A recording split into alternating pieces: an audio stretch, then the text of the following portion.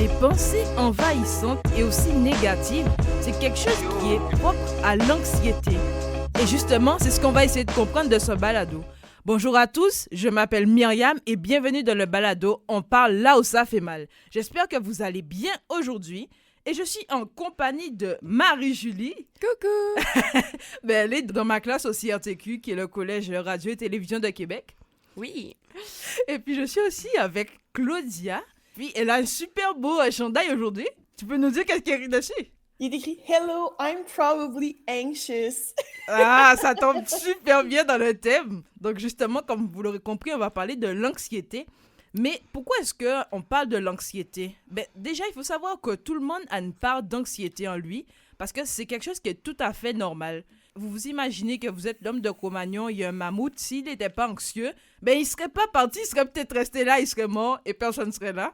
Non, mais plus sérieusement, les gens qui ont un trouble anxieux, c'est vraiment autre chose que l'anxiété qu'on a chaque jour. Et le stress un peu normal de la vie de tous les jours. C'est littéralement envahissant. Ouais, clairement. C'est le bon mot. Et justement, ça fait quelques années qu'on commence à toujours plus parler d'anxiété. Mais c'est quoi vraiment l'anxiété? Est-ce que c'est un stress, entre guillemets? Ou est-ce que, allez, détends-toi, ça va passer, merci, bonsoir. Donc, moi, j'ai mon bac en psycho. Je pense que beaucoup, avant de commencer, si on embarque sur l'anxiété, je dirais, pour commencer, c'est différent pour chacun. Oui, c'est c'est là où j'aurais commencé moi aussi. On le vit tous d'une façon différente, à des niveaux différents.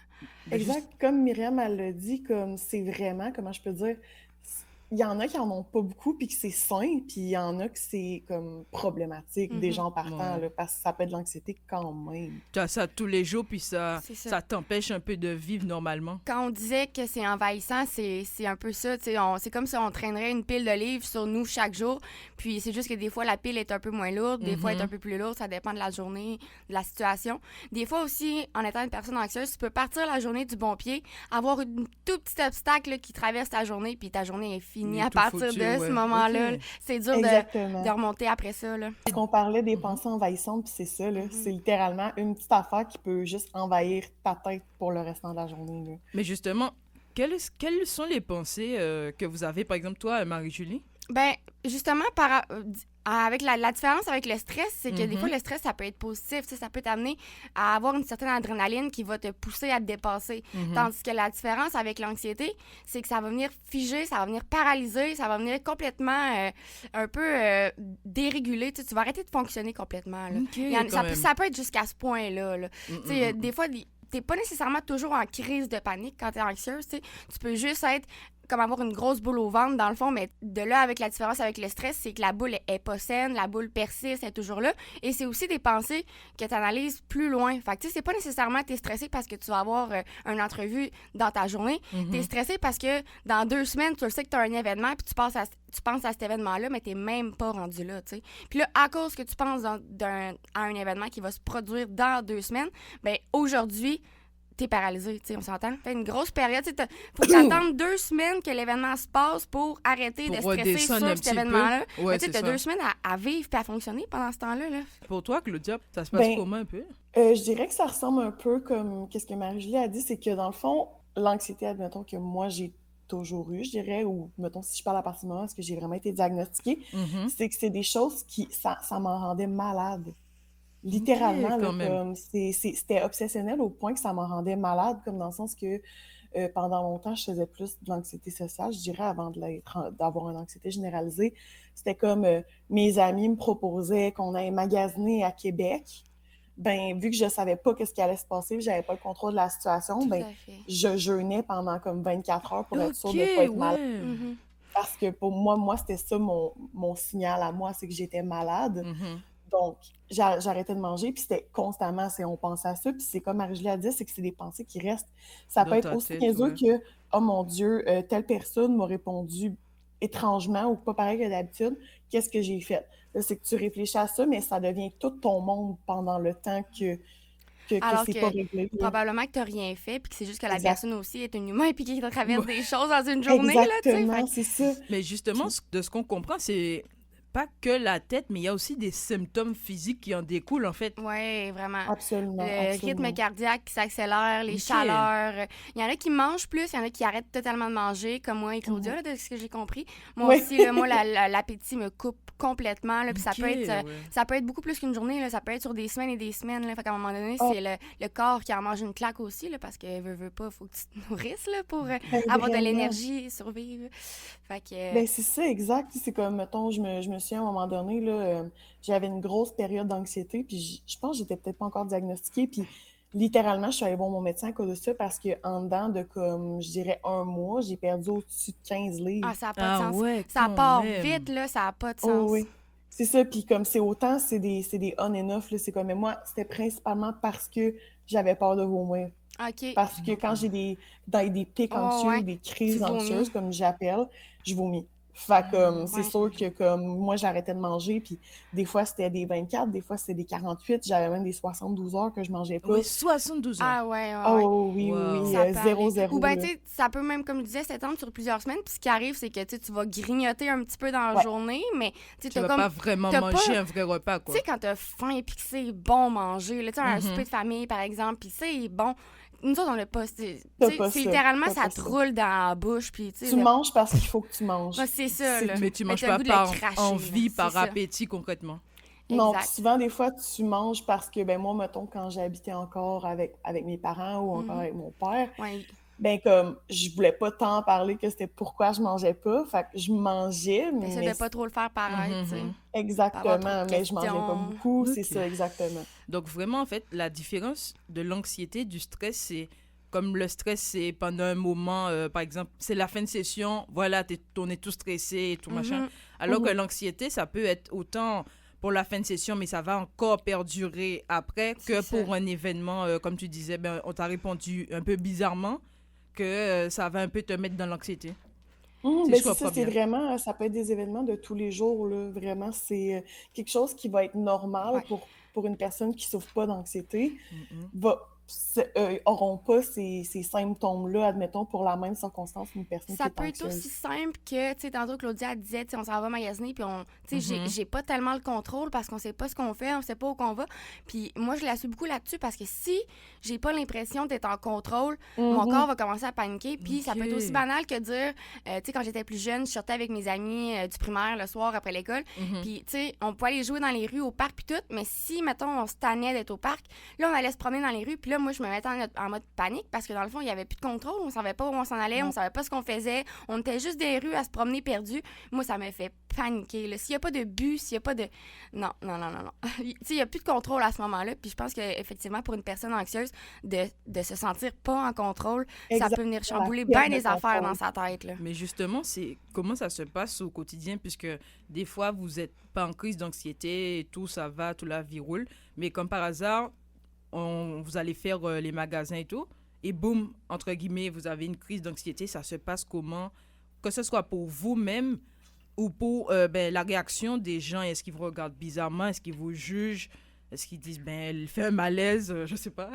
Je sais pas, tu sais, oui, c'est encore tabou, mais on essaye tellement, justement, de plus le normaliser. Mhm. Mettons, moi, je serais moins gênée de faire une crise de panique en présence de mes amis dans un centre d'achat aujourd'hui que, Mhm. le Il y a 10 ans, 5, mettons, il y a 10 5-10 ans. OK. Mais ça reste que pour quelqu'un, en tout cas, j'imagine que Claudia va être d'accord avec moi, pour quelqu'un qui est qui se sent comme Inconnu. ça, OK. puis qui est entouré de gens qui sont pas stressés, qui essaient de dire respire, ça va bien. Ça te stresse plus. C'est pas évident. Et toi, Parce Claudia? qu'il y a comme, il y a deux, il y a deux côtés à ça, si je peux dire. Dans le fond, c'est que, ben, moi, de mon côté, j'ai de la médication depuis 5 ans, donc mes crises d'anxiété ont beaucoup, beaucoup, beaucoup diminué, puis je garde tout par l'intérieur. Vraiment, je garde tout à l'intérieur, fait que ma crise se passe interne. OK.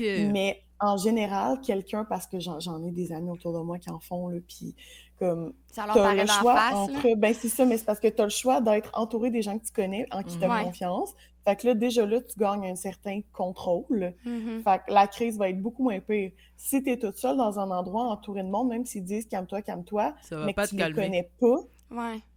tu perds le contrôle totalement parce que tu dis, OK, je suis toute seule Tu te sens trop dans ma impuissant. situation exacte. Fait que là, ça va juste augmenter puis s'accumuler. Puis c'est là qu'on perd vraiment le contrôle puis que la crise devient énorme. Et justement, à ces moments-là, ça, par exemple, ta respiration s'accélère, tu as des sueurs, des choses comme ça. Et Exact. les sens sont décuplés quand les gens ils croient que c'est juste un stress, que tu fais une petite crise de stress. Et... Moi, c'est Ben, surtout tu te ça. sens hyper stimulé. Moi, je prends des pompes pour l'asthme, littéralement, là, quand je fais des trop grosses crises de panique. Moi, j'hyperventile tellement, là, je cherche tellement ma respiration que j'ai pas le choix de... Tu sais, pour moi, faire une crise de panique... C'est vraiment des crises de panique. Oui, là. oui, c'est ça. Pour moi, faire une crise de panique, c'est aussi intense que faire une crise d'asthme, là. C'est genre, Ben c'est oui, vraiment... ben c'est sûr, c'est les mêmes. Au final, ça va revenir au même parce que ta crise d'asthme, c'est quelque chose que tes poumons sont plus capables de gérer la quantité d'air que tu as. Puis ta crise de panique, c'est ça aussi. Et justement, on parlait du diagnostic. Puisque toi, Claudia, tu as dit que tu as été diagnostiquée vraiment. Oui. Et toi... Moi aussi, j'ai été diagnostiquée par un pédiatre. Il faut savoir que l'anxiété, c'est quelque chose qui est dans ta tête dès ta naissance. Si t'en fais, t'en fais. Si t'en fais pas, t'en fais pas. La seule chose, c'est qu'il y a un élément qui va venir le déclencher à quelque part dans ta vie. Ça veut dire que j'aurais pu ne pas en faire comme les 20 premières années de ma vie, puis commencer, mettons, l'école, tu sais, parce que là, moi, ça fait 5 ans que j'ai pas été aux études, donc recommencer les études, puis ça aurait pu être un événement tellement psychotique que là, mon anxiété aurait déclenché. Fait que c'est un peu ça, l'anxiété, c'est que t'en fais ou t'en fais pas, mais c'est déclenché par un élément déclencheur. Ça se passe vraiment, le diagnostic, puisque tu vas voir ton médecin de famille. Claudia, tu pourrais répondre à cette question peut-être? Comme moi, j'ai l'avantage que mon médecin de famille, c'était le médecin de famille à ma mère, fait qu'elle me connaît depuis que je suis moi aussi, j'ai cet avantage-là. C'est mes deux parents ont le même. Puis dans le fond, comment ça s'est passé, je te dirais, là, c'est quand même spécial. Dans le fond, j'en ai parlé un petit peu avec Marie-Julie avant qu'on commence à enregistrer. Moi, depuis que je suis toute petite, j'ai tout le temps... j'ai commencé par faire de l'anxiété de séparation. Beaucoup. À la minute que ma mère partait pour un souper, j'étais malade, c'était automatique. Les gros tout. Après ça, primaire, encore là, c'est anxiété de séparation beaucoup, anxiété sociale un petit peu. On continue d'augmenter jusqu'à temps que, au secondaire et tout, je veux dire, un moment donné, ça faisait quasiment partie de ma personnalité. Là, je veux dire, mes amis, là, c'était « Ah, Claudia, elle viendra pas ce soir, ça file pas, mais tu sais, c'est moi. C'est normal, c'est même plus pas commun. » C'est dans ta personnalité, comme on dit. Puis, dans le fond, ma mère est tombée malade, comme je disais tantôt, puis j'ai vécu ça. On dirait que j'ai mis toute mon anxiété et tous mes problèmes de côté. Je me suis concentrée sur elle.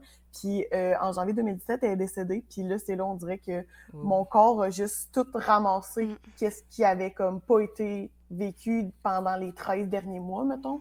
Puis là, ça allait vraiment mal. Comme j'étais paranoïaque, littéralement. J'étais paranoïaque, j'étais hypocondriaque. Je me réveillais aux heures la nuit. Je mangeais pas tant ou je mangeais beaucoup. Je sortais dehors de chez nous, j'étais sûre qu'il y a quelqu'un qui allait m'attaquer. C'était vraiment comme à l'extrême, là. Puis à un moment donné, j'ai juste fait comme, OK, c'est pas normal. Puis j'avais des symptômes physiques aussi et tout. J'ai dit, je vais aller voir mon médecin. Puis quand je me suis assise dans son bureau, j'ai commencé à y expliquer un petit peu exactement ce que je vous raconte là. Puis je me suis littéralement effondrée dans son bureau. Je me suis mis à pleurer, plus capable d'arrêter. Puis j'ai dit, je pense que je suis en train de devenir folle. Littéralement, c'est les mots que j'ai utilisés. J'étais comme, je suis en train de devenir folle. J'ai quasiment dit, peux-tu m'interner quelque part?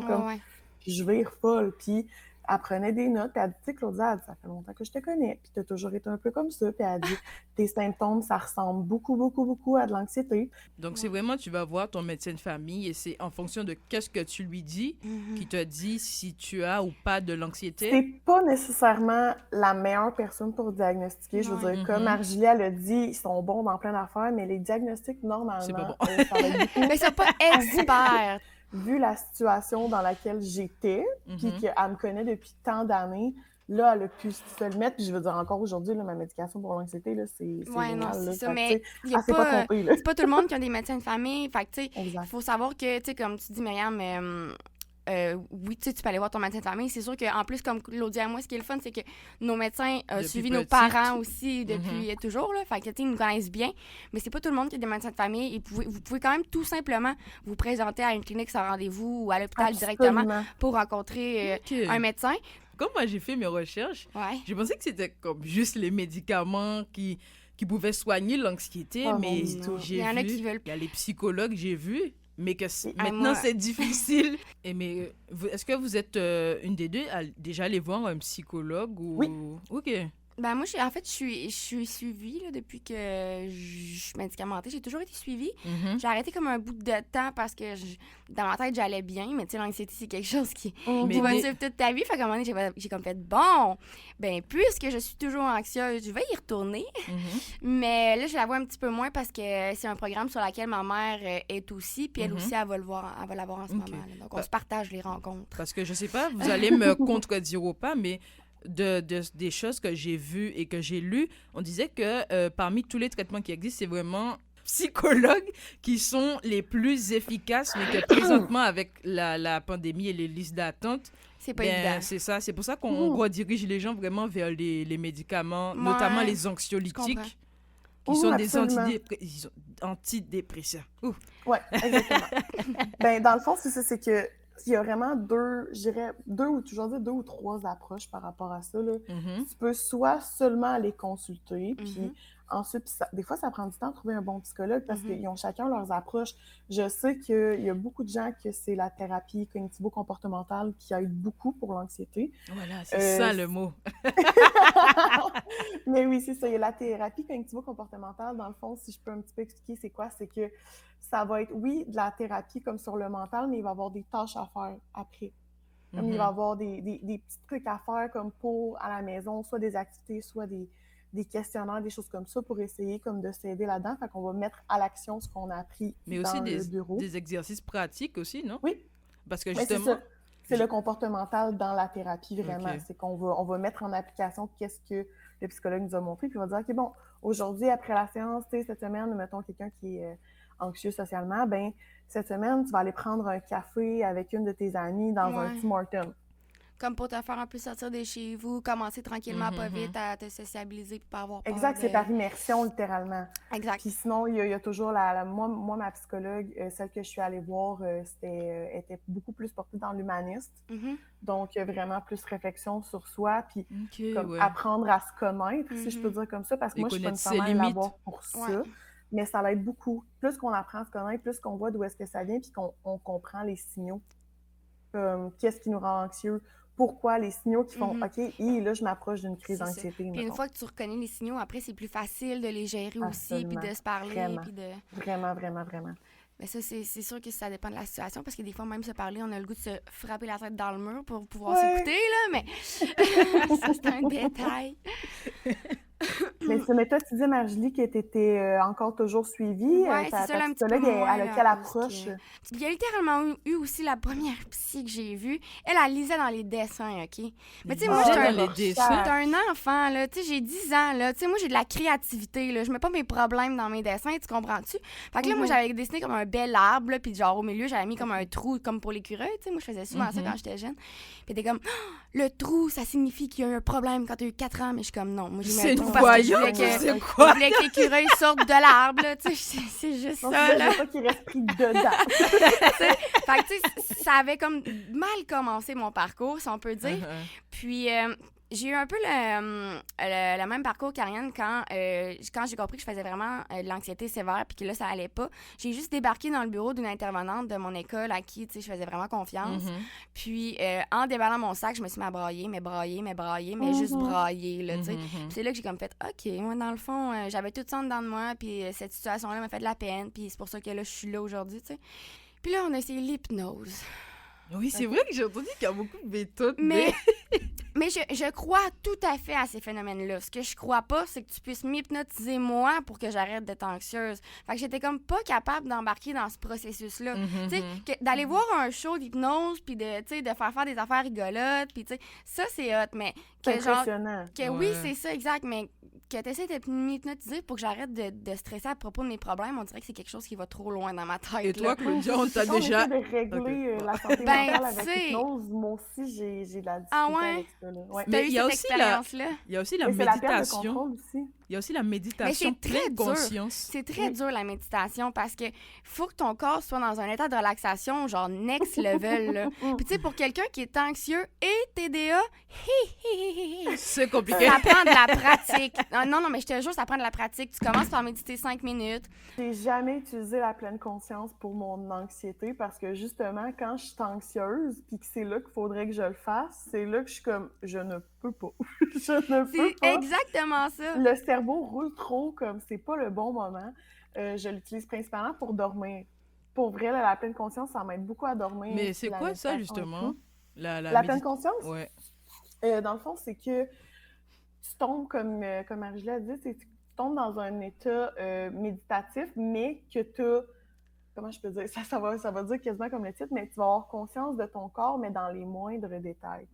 Dans le fond, là, D'accord. tu vas être assis ou couché ou peu importe, puis tu vas apprendre à respirer, mais tout ce que tu vas penser, c'est à ton corps, à ta respiration. Il n'y aura pas d'autres pensées externes, donc tu vas vraiment te Tu vas te concentrer mettre à tu vas sentir vraiment le bout de tes doigts, puis tu sais, le bout de tes... Exactement, tu vas sentir le sentir tes doigts, battement tu de vas ton sentir... cœur, Exact. tout ça. Oui, oui, exactement. Incroyable, hein?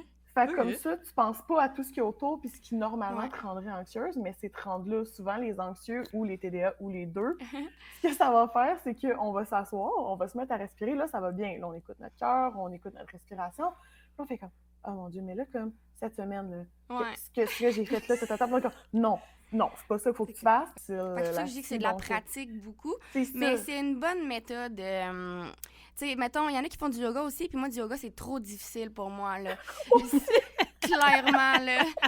Mais d'essayer d'au moins me conscientiser sur le bout de mes orteils, puis ma respiration, tu sais, c'est déjà une bonne étape. C'est plus facile Ben, pour c'est ça, commencer puis tu sais, je Que pense la que c'est pas méditation. nécessairement- que le yoga. Mais Ouais, que le yoga, même pardon. la méditation, le yoga, la méditation, je pense que c'est des moyens pour quand l'anxiété est pas avant que ça l'escalade. Ouais, Mhm. c'est ça. Parce qu'une fois qu'on est escaladé, rendu proche Non, c'est d'une ça. crise de panique ou d'anxiété, c'est plus le temps. Là. Mais c'est bien ça Le le temps, problème, parce c'est- que quand est-ce que... Moi, en tout cas, jamais je vais penser à faire du yoga ou de la méditation, à Pendant part... une crise, quoi. Mais Fait justement, que- une autre des solutions, parce que le psychologue est là pour faire j'ai oublié. Ah, excusez-moi, un petit blanc. La thérapie Ouais. comportementale, mais est-ce Mhm, que... cognitivo comportemental. Voilà, c'est ça. Merci, Claudia. Dis TCC au pire. TCC, voilà. Maintenant, tout le Le monde pire, va c'est le que j'ai reconnaître. écrit ça, mais je sais pas. C'est peut-être l'expression. Mais est-ce que des fois, la solution aussi, c'est pas que votre famille, vos proches, ils vous écoutent juste des fois parler de qu'est-ce qui peut vous mettre en anxiété, en fait? C'est une solution aussi ou pas du tout? Je Pour pense vous, pour votre cas, en tout que- cas. Ben, dans le fond, moi, de mon côté, si je peux dire comme ça, c'est sûr que comme j'ai quand même une bonne différence d'âge avec mon père. Mes parents m'ont eu quand même vieux. Ouais, moi Mhm. aussi. Puis mes parents, comment je peux dire, la santé mentale, c'était pas quelque chose sur quoi ils ont appris beaucoup de choses Mhm. dans leur temps. Ouais. Puis comme, je pense que mon père, avant de vraiment comme que je m'assoie avec puis que j'y en parle comme quand je me suis sentie prête, c'était pas quelque chose qu'il comprenait. Fait que dans ma grosse période de j'étais en train de virer folle, c'était pas drôle à la maison, là. C'est Ok. que on se pognait tout le temps, on s'engueulait, je pleurais constamment. Il comprenait pas ce qui se passait. Fait que là, moi, vu que j'étais agressive avec lui, il était fâché. Puis, ah non, c'était pas... Puis Les autres, j'essayais ils de devaient voir ça un parler, peu puis- comme la crise d'ado que... Ben, c'est ça, que les Ou exact. du parents- Comme j'avais stress tellement que l'impression t'accumules un peu. comme qu'il me comprenait pas. Puis je Mhm. disais, je suis comme, tu m'écoutes pas, tu me comprends pas. Puis une minute, quand on pense que quelqu'un nous écoute pas, nous comprend pas, surtout des personnes qui sont anxieuses, ben ça nous rend anxieux. Oui. Mhm. Puis surtout des Fait que personnes j'ai aussi juste- que t'aimes autant, tu sais, mettons des personnes à qui t'as autant confiance, mais que C'est là, ça. tu te sens pas en confiance de leur faire comprendre ton point. Mais ça Exact. pourrait ça être... met Je une veux dire, barrière, il y a hein. 5 ans, c'était encore quand même plus tabou qu'aujourd'hui, là, les Mhm. troubles de santé mentale. Tout à fait. Fait que c'est difficile de faire « Hey, papa, hey, Mhm. meilleure amie, hey, grand-maman, j'ai été diagnostiquée. » C'est ce qui est un gros mot, Ouais, là, ouais. c'est un Mhm. gros mot, diagnostiqué, avec un trouble anxieux. C'est pas... La comme là, je dis compréhension un grand-maman et peu. tout, mais comme Mais moi moi, ma aussi, grand-mère, ça a été la meilleure réaction que j'ai eue toute ma vie. Elle est partie à rire, puis elle a dit « Ça t'étonne-tu? » Tu sais, comme j'ai adoré sa réaction. Mais je pense que j'ai été chanceuse parce que, tu sais, c'est quoi qu'on dit, les chats ne font pas des chiens. Ouais, Et, tu sais, ma mère est quelqu'un, tu sais, plus je grandis, plus je me rends compte que j'y ressemble, là, tu sais, elle a des grosses passes d'anxiété. Des fois, elle est même en congé de maladie parce qu'elle peut plus fonctionner tellement elle a la tête qui surchauffe, tu sais, puis je me reconnais un peu Ok. là-dedans, tu sais. Wow. C'est ça, mon père C'est aussi, quelque chose il de s'en rend pas génétique. compte. Ça Si va je allumer peux des aller cloches. avec le Ouais. côté plus études et tout, parce que je veux dire, oui, j'ai fait ma psycho. C'est un mix entre l'environnement social, Mhm. la génétique, puis comme juste comme ton toit aussi. Ouais. Fait que dans le fond, ça dépend dans quel environnement tu as grandi, ça dépend aussi dans quel environnement comme familial que tu as eu. Ça dépend aussi de plein de choses parce que, fait que tu sais, dire que c'est génétique à 100%, non. Est-ce que je crois qu'il y a peut-être une part de génétique? Peut-être. Probablement. Donc, en fait, veux pas, l'anxiété, c'est au niveau de ta sérotonine qui est sécrétée différemment ou de façon pas continue comme la majorité des gens ou qui en sécrète trop passé, peu importe. Fait que de ce côté-là, je crois qu'il y a peut-être un aspect génétique à la chose, mais pour dire que c'est complètement ça, non. Mais ça dépend vraiment de ton environnement parce que comme Marie-Julie a dit au début, tu peux être une personne anxieuse depuis la naissance, mais que ça va popper 10, 15, 20, 25 ans plus tard, puis peut-être que ça popera jamais parce que tu es dans un environnement... Ça peut même popper à 50 ans, là. Ben c'est ça, puis ça dépend vraiment dans l'environnement dans lequel tu es. Il suffit qu'il y ait l'élément déclencheur.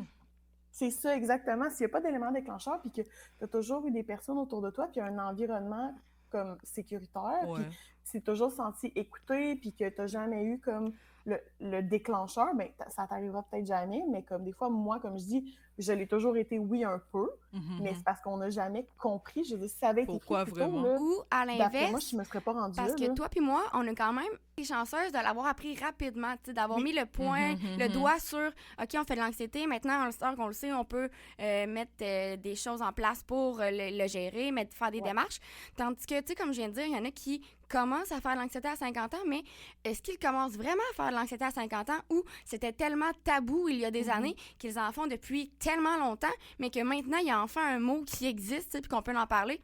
Mais est-ce que vous trouvez quand même, d'une manière générale, que l'anxiété, c'est trop banalisé, que les gens, ils comprennent pas ça assez, qu'on n'est pas assez informés? Je trouve que pour certains, de l'anxiété, c'est très grave, et pour certains, de l'anxiété, c'est pas assez grave, genre, tu comprends? Faudrait comme mettre le bon mix des deux. Tu sais, c'est humain de faire l'anxiété, que ce soit plus clair, je pense, dans les têtes de chacun et chacune. Et pourquoi tu disais que c'était... J'ai l'impression que comme le mot banalisé pourrait être remplacé par juger. Ouais, c'est ça. C'est un bon mot.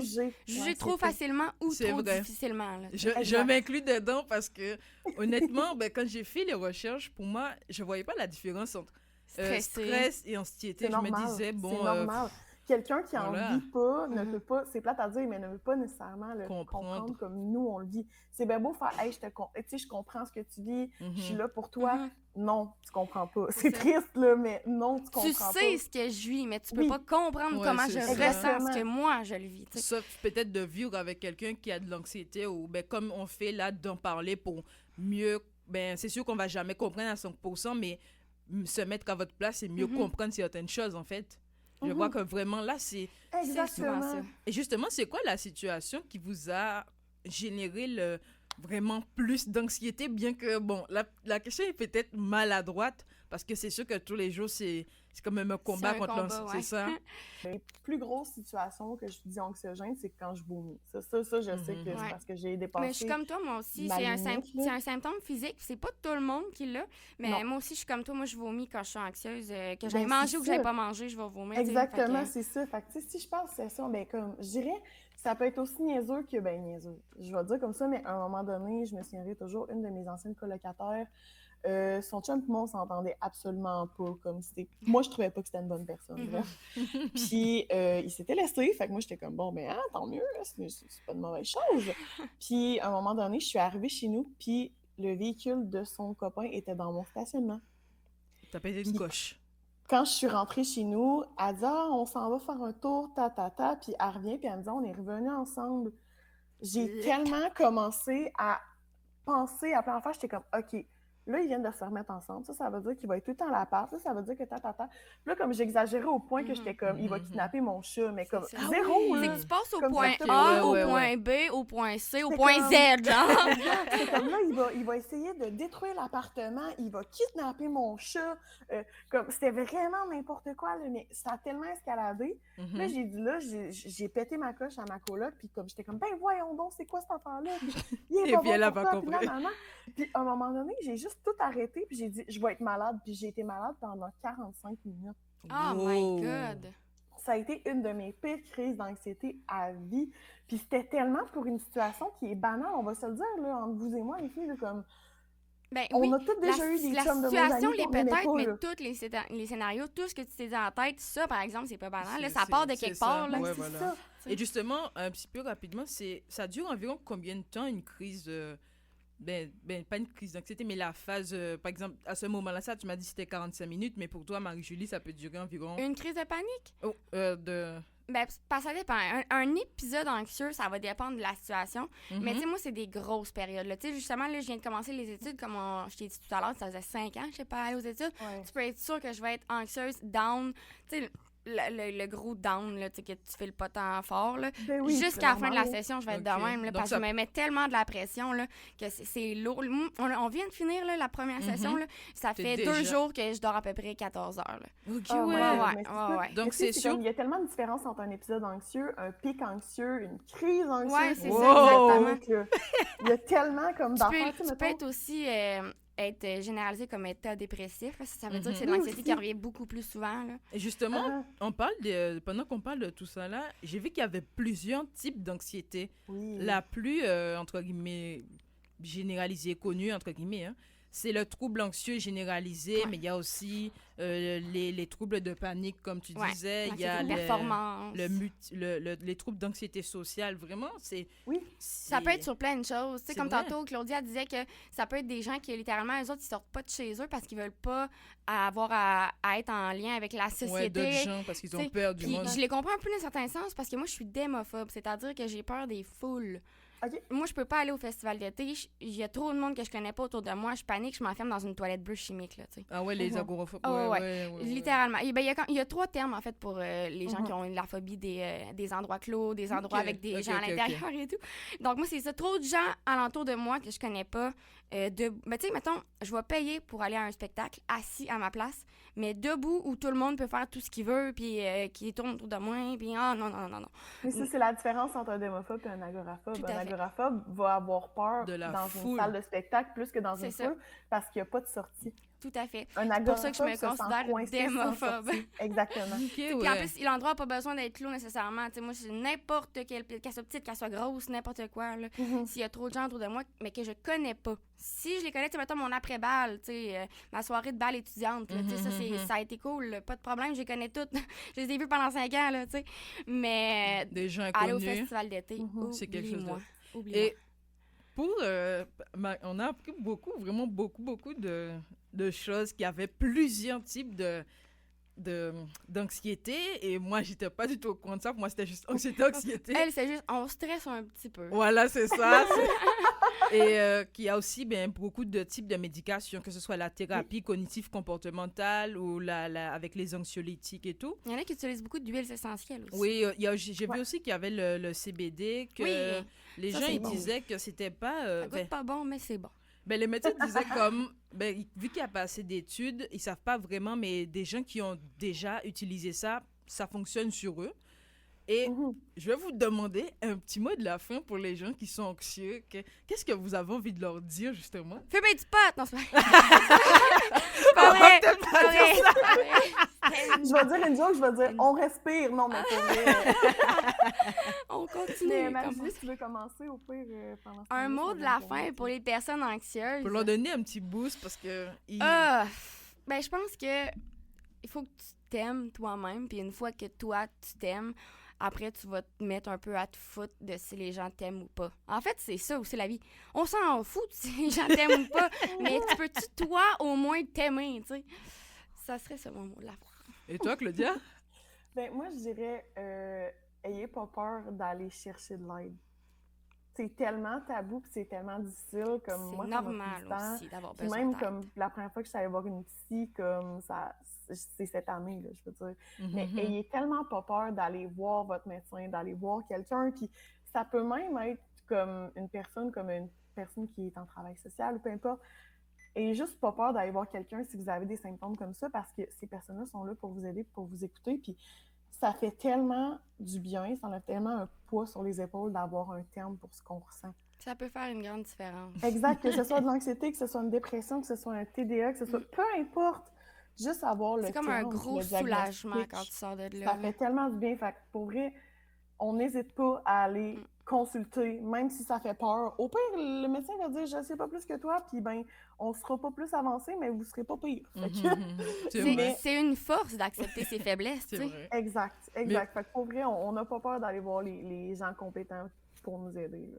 Ben moi, je voudrais en tout cas vous remercier d'avoir participé à ce balado, de m'avoir partagé qu'est-ce que vous vivez tout le temps. Et je vous trouve super courageuse dans un monde où qu'on s'en fout un petit peu de toutes les choses que vous vivez avec ça. Vous surmontez ça chaque jour et que ben, vous essayez de vous dépasser. Moi, franchement, je suis vraiment admirative et je repars très, très, très instruite de toutes ces informations-là, ça. Et vraiment, comme Claudia puis Marie-Julie disaient, ben, vous n'êtes pas tout seul, même si vous vivez de l'anxiété, vous n'êtes pas tout seul, qu'il y a des aides. Et puis, même des fois, en parler avec un ami, peut-être que ça peut changer quelque chose. Peut-être qu'il va te dire « Ah, ben j'ai entendu, mais tu es peut-être anxieux. » Et là, juste qu'il va vous comprendre, ça va vous faire du bien. Et n'oubliez pas de nous suivre sur les différents réseaux sociaux qui seront dans la description. C'était Myriam, puis je vous souhaite... une très belle journée. Ciao! Bye!